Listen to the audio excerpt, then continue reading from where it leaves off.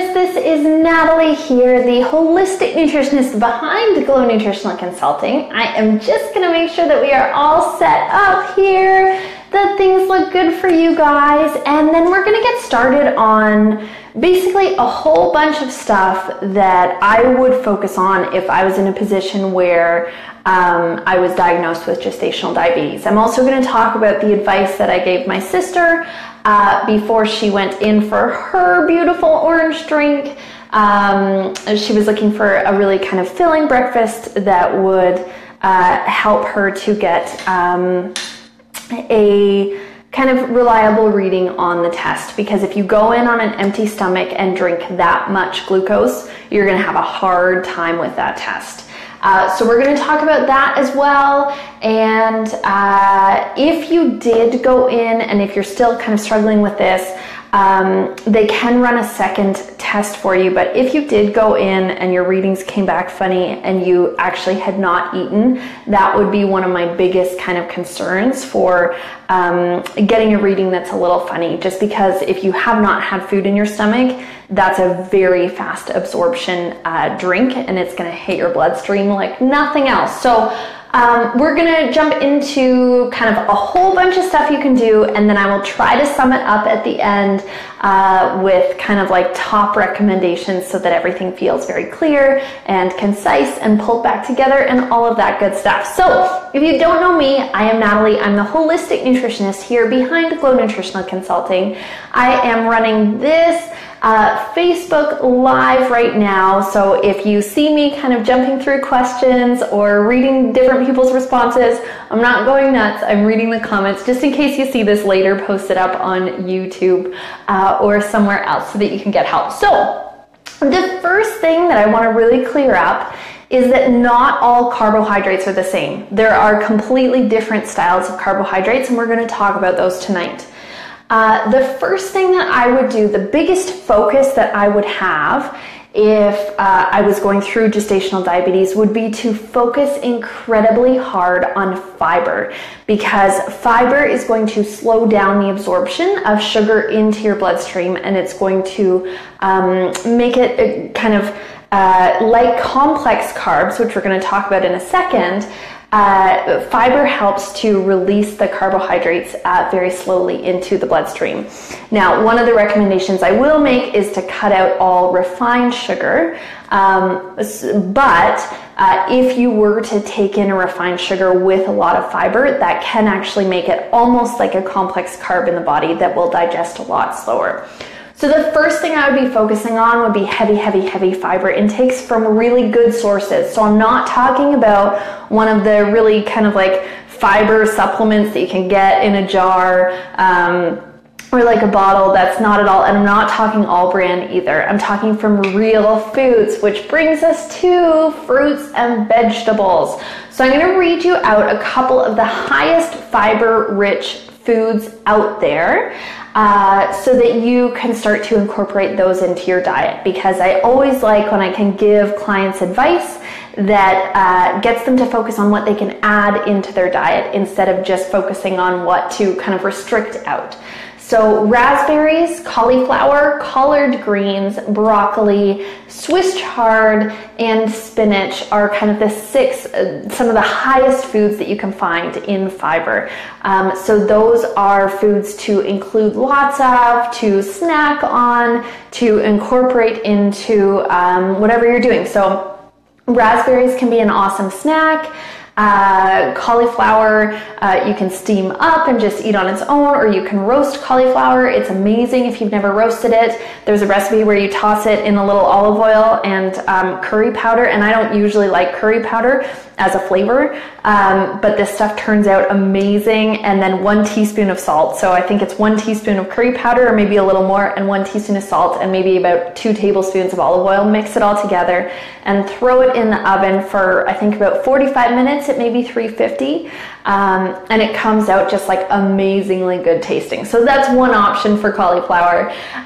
Collard greens you can make into any of the raw wraps. A lot of people will take like those big leaves, cut them into so that they're almost like a tortilla, and then wrap whatever they were going to put into a wrap in those and eat those.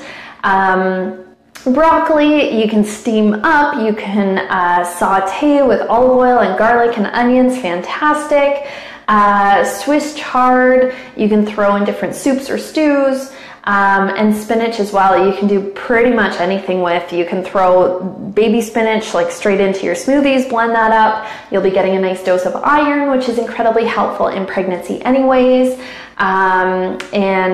If you steam it up, you can put in like this much spinach and steam it up, and then suddenly you've only got like this tiny, like one little tablespoon left of spinach. So that's a great way to get it in, just because you can get so much in so easily if you just give it a quick steam. So those are some really fiber-rich foods. I hope that helps you kind of figure out how you could realistically put those foods into play in your diet.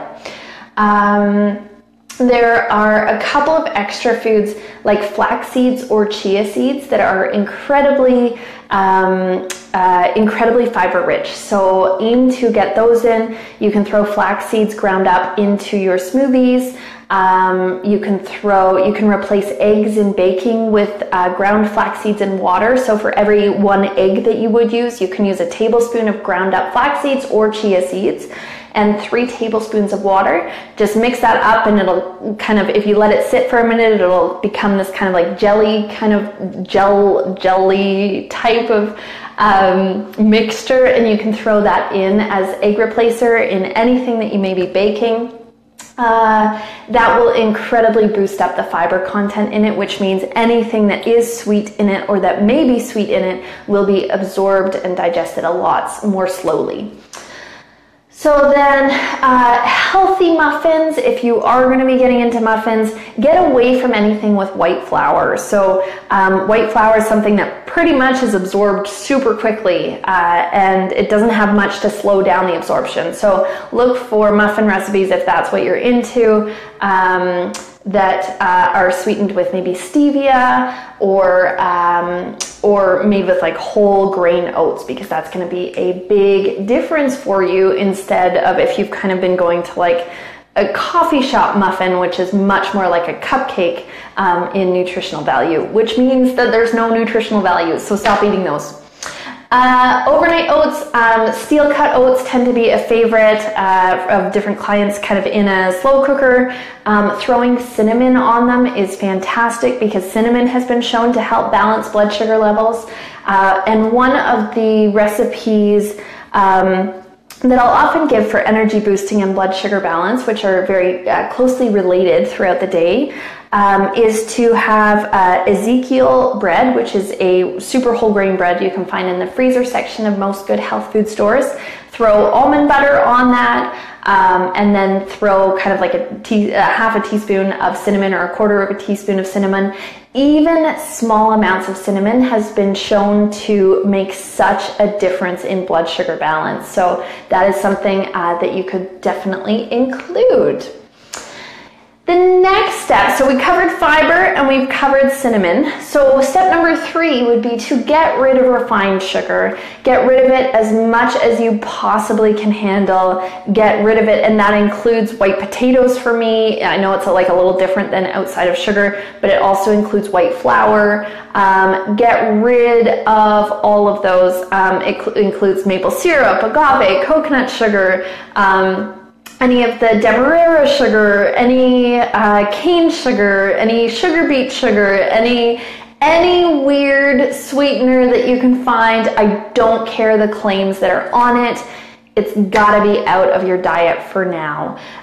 So be very, very careful with sugar. That does not, to me, include fruits. So I know some people are back and forth on fruits. One of the things that you can do is still take in fruits but have fat with them. So fat and fiber are the 2 things that are really going to slow down absorption of sugar.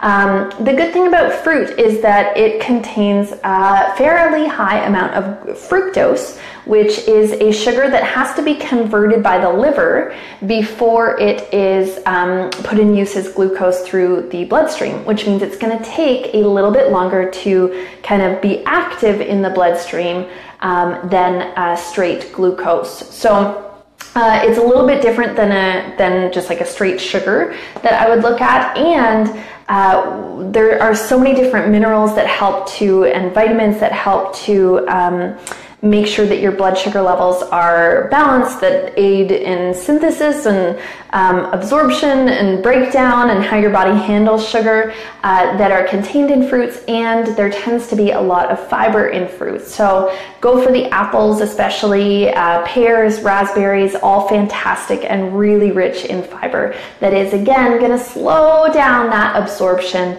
of your sugar, even in those fruits. So the only fruits that I would kind of call like a little too high glycemic, so a little too high in sugar that your body's going to get a hit from really fast, would be bananas and dates. Those would be the two things that I'd be like, you should really limit or save those for baking, where you're actually using like really whole grain, like oats, for example, and lots of flax seeds and different things like that, and maybe coconut oil as like a cookie kind of a thing, to make sure that you are not getting such a sugar hit. So if you need recipes like that, definitely let me know in the comments wherever this video ends up, and I will get those to you. So that covers off the sugar section. So really eliminate sugar. That includes juices. So if you're an orange juice drinker first thing in the morning, if you have lemonade around at any point in time, it also means cutting out all of that stuff. Change it up for water, change it up for, you can make a really quick lemonade with stevia drops, which are a non-carbohydrate sweetener that is also not, it's sourced naturally. So it's from, like how oregano tastes like oregano or basil tastes like basil, stevia is an herb that tastes very sweet. So often it's extracted, and then you can use that extract as a sweetener. So you can make a really quick lemonade by squeezing fresh lemon juice into a glass of water and then dropping in kind of 5 or 6 drops, depending on the size of the glass of water, stirring that up, and that should help to kind of kick the sweet craving. If you overdo stevia drops, it will taste bitter. So you got to kind of backtrack a little bit from there. So go slow, add maybe like 3 to start with, mix it up, drink it, not so great, add 4, drink it, or like another 1, and so on until you get it to the kind of style that you love most for drinking.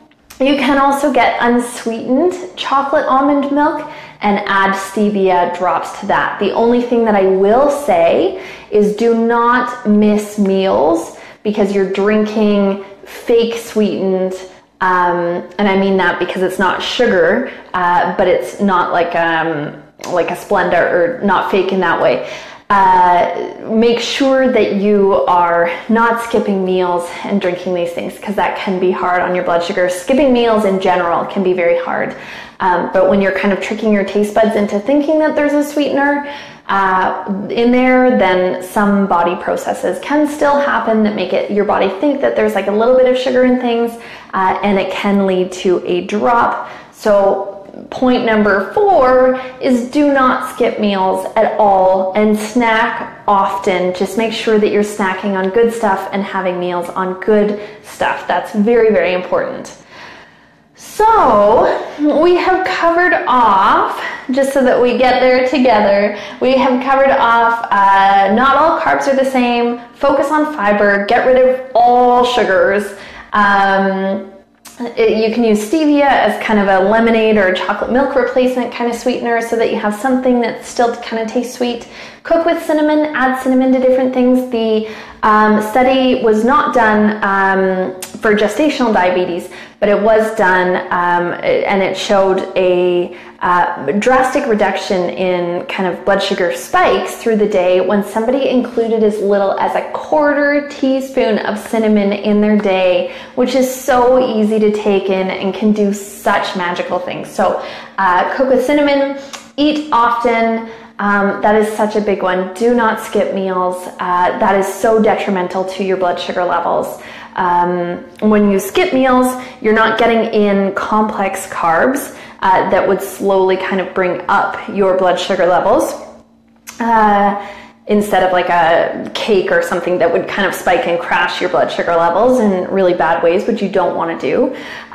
So when you're not eating, your blood sugar levels are just going to tank way out, and you'll find yourself getting like super cravey for sweets because your brain runs on glucose. So it's going to kind of alert your body to like crave something super sweet so that we at least get our brain turned back on, and you're going to get into all the super kind of dangerous symptoms that can come up with gestational diabetes.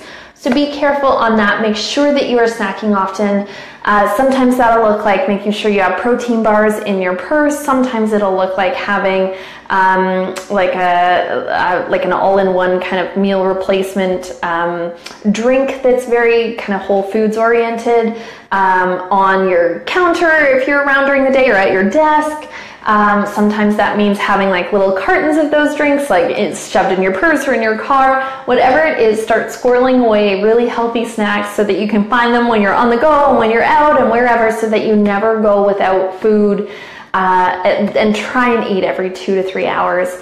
And if you skip those meals, that's when you're going to have a really hard time. So make sure that you are eating. Oh my goodness. Nut-based trail mixes are also a really great option. Just stay clear of sweetened chocolate chips, and stay clear of some of the dried fruits in trail mixes. So mix up your own, ideally with some raw nuts and seeds, like sunflower seeds and pumpkin seeds and almonds and cashews, maybe a couple of Brazil nuts thrown in there, whatever you like, nut and seed wise. That will be really, really fantastic. That is a great option for you. So that we're kind of like at however many tips that we have gone through already. I will recap at the end. A good snack before the test was something that I also covered. So again, that was basically you want to, anything that you would have had first thing in the morning that would have sugar in it the morning of the test. You want to eliminate the sugar part from that, and ideally have something that's going to sit in your stomach, coat your stomach, and be kind of slow to digest, so that the drink is not kind of running in on an empty stomach and just getting absorbed right away. So for that, you want fiber, you want fat. Those things kind of coat the stomach. So when my sister was going for hers, we did the Ezekiel bread, almond butter. She may have put extra coconut oil on it, and cinnamon, so that it was absorbed kind of slowly and broke down slowly. So that is a really, really good kind of pre-game test piece. Just keep in mind that if you're constantly eating kind of like cupcakes or sweets or juice or whatever your sweet tooth may be going for through pregnancy, if you're constantly eating that stuff, then do not try to cheat the test. It's in your best interest that you get a reliable result from it. So that would be something that's a good breakfast any and all times, not just right before the test. So keep that in mind. The next piece would be to make sure that you're getting enough chromium in your diet. Now, chromium is a mineral that helps to make your cells more reactive to insulin. So that's what it does. And so it can be very helpful in taking sugar out of your bloodstream, which again means that you want to be eating often, so that you don't kind of come into those crashes. But it can be very helpful for balancing the very high kind of swings and helping your body react properly to sugar and insulin. So romaine lettuce, onions, and tomatoes are some of the best sources out there of chromium. So keep those in mind. Make sure that you're focusing on and around those and get them in. Onions being the highest of those, just so that you know. And there's so much that you can do with onions, from like soups to, like we use onions and garlic all the time here. So soups to like frying them up in like olive oil or sauteing them up. French onion soup you could get into. Oh my gosh, there's like so much. There's so much. Use them for everything. Just do everything with them. They're delicious. Hopefully you like them. Protein powder. Protein is also something that if you're not getting enough protein, then your blood sugar levels can be very imbalanced and chaotic. So make sure that you're getting in good quality protein. For this, I would probably recommend having a protein powder around if you are not kind of heavily eating meat or dairy products, which most people who are eating those are already getting way too much protein. So you're fine, don't add the protein powder in, move to the other recommendations, especially the vegetable-based ones.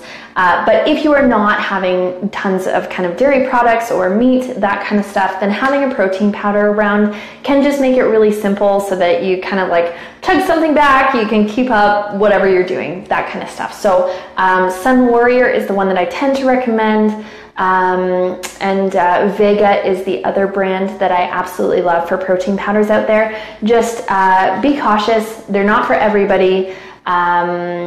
And always ask your specific healthcare provider before you make any change to your diet. If you have an awesome midwife, consult with them. If you have an awesome OBGYN, consult with them. Make sure that everything is cleared for you and your specific health history, any medication you may be taking, any diagnoses you may have, all of that kind of stuff. So just make sure that you are being safe for you and for your little one.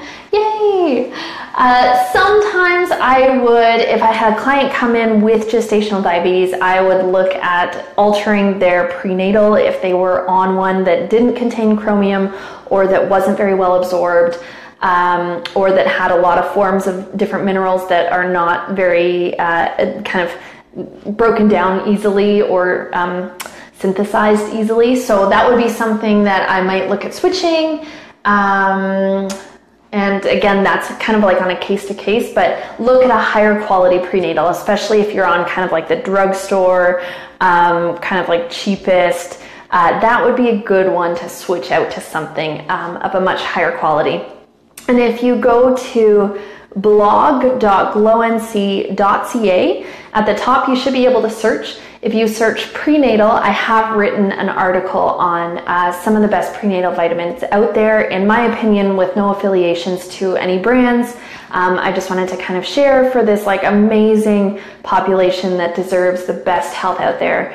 I wanted to share some of the best prenatals in my view, based on your body, and I've got kind of 5 or 6 listed with just like when I would recommend that for somebody, when I might not recommend that for somebody, that kind of stuff. So that is another helpful piece.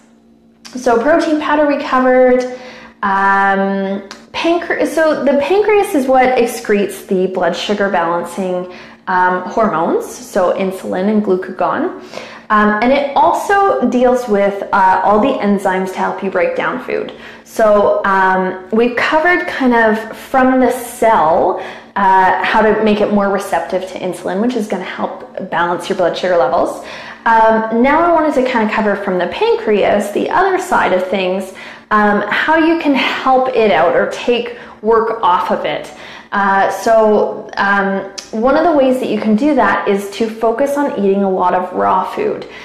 So raw fruits, raw vegetables, raw nuts, raw seeds, anything that has been kind of dehydrated at a point below 118 degrees Fahrenheit will have maintained its live enzymes. So if you see like live enzymes or like raw food like underneath 118, that's where that comes from. And the reason why that's so powerful is that those foods have maintained their enzymes, so they help to break themselves down.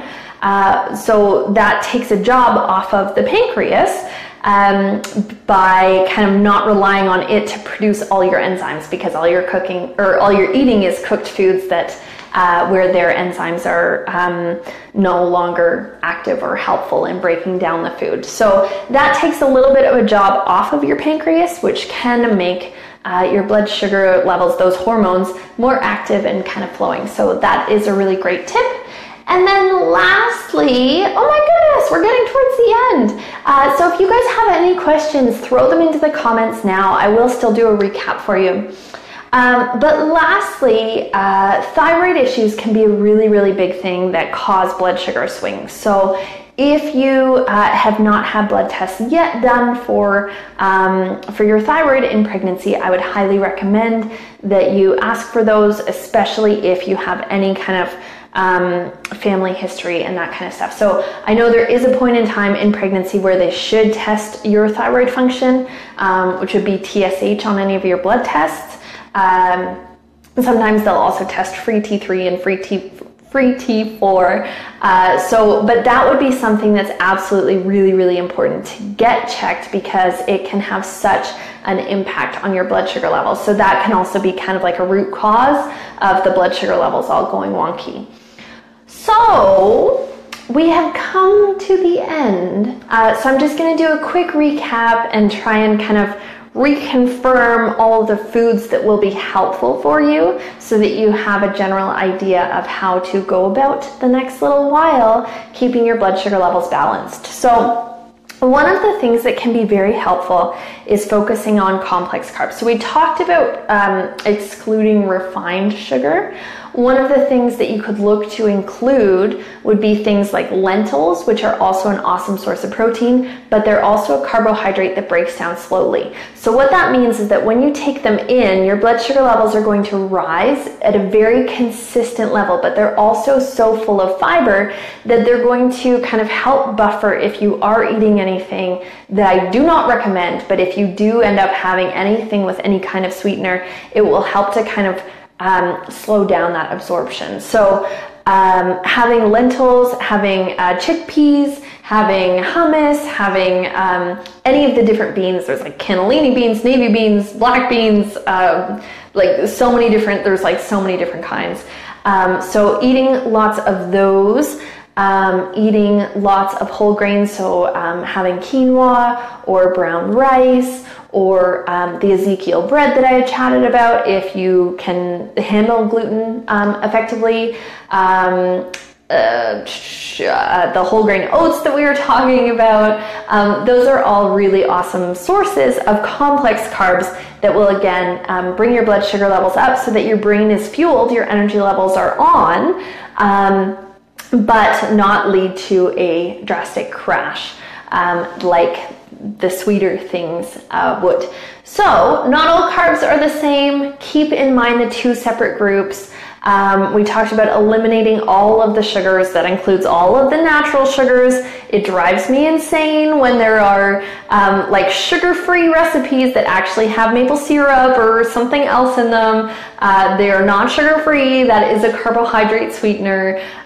So stay clear of that whole realm. Don't try and cheat the system. Don't try and include something else that's like kind of similar but not quite. It's not the same. I am kind of mid-ground on fruits. Chances are it's not fruits that led you to where you are. So eating that much fiber alongside, again, the sugar that's a little slower to digest, I think can be a really good idea, but check with your midwife, check with your OBGYN.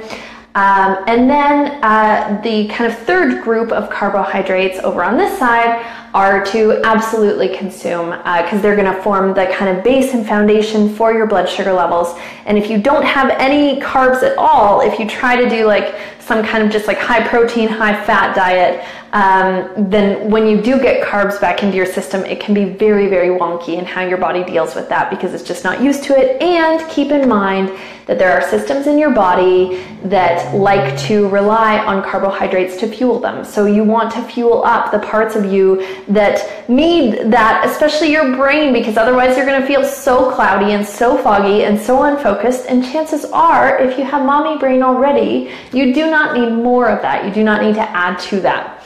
So keep in mind those three sets of carbohydrates that we were talking about. Eliminate the one, eat in moderation the fruits, and focus on the whole grains and beans and lentils, that kind of whole complex carb area.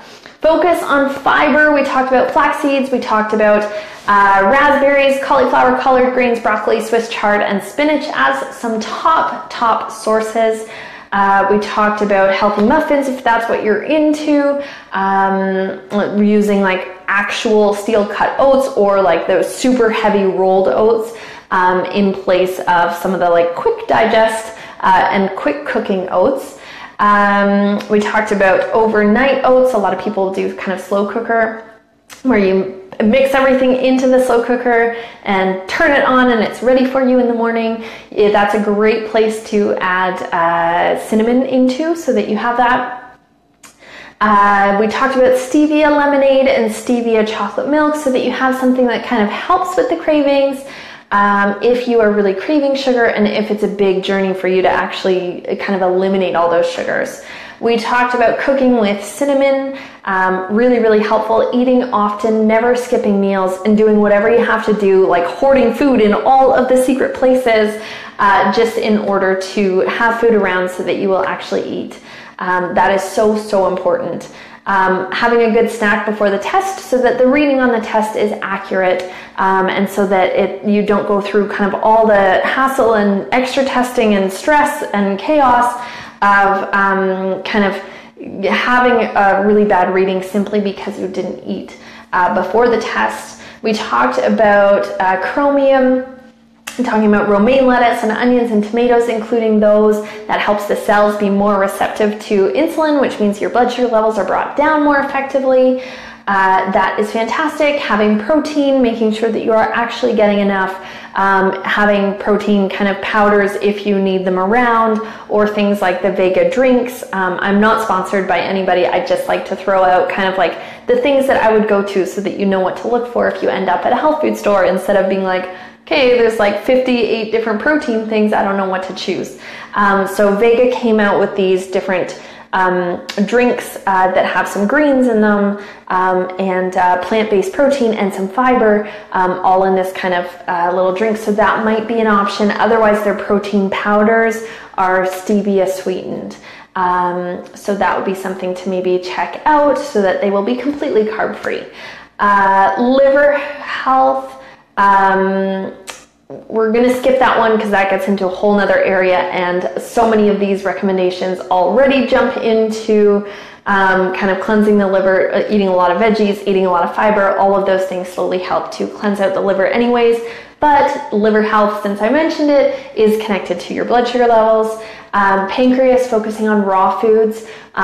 Even if you search up like raw food recipes, there are tons of amazing people out there publishing recipes that will like blow your mind. You'd never expect them to be totally raw. Just fantastic. So the Blender Girl is absolutely someone to check out. This Rawsome Vegan Life is absolutely fantastic. She does a lot of desserts, but I think she may also do food, so I'm not sure, but Blender Girl is fantastic. If you find her, and then making sure that your thyroid is not at the root of your blood sugar levels can be really, really important. So making sure that you get that tested, making sure that you either work with somebody natural to correct that thyroid function, or work with your doctor and a prescription if that is part of the issue. If you guys decide together that that is best for you. So that is what we talked about today. I am wishing you the most glorious rest of your pregnancy. If you have any issues or any other things that come up, I deal a lot with kind of like morning sickness, nutrients around different trimesters based on what's developing in baby, and generally just making sure that women feel energized and happy and healthy during and outside of pregnancy, into kind of lactation and immediately after birth, trying to kind of nutrient dose to help with mood after birth especially. So if you want any help, you can find me at glownc.ca. I am Natalie. I am the holistic nutritionist for Glow Nutritional Consulting, and I hope you learned an absolute ton. I hope this helps you out massively. You're amazing, and I hope that you feel fantastic. Take care.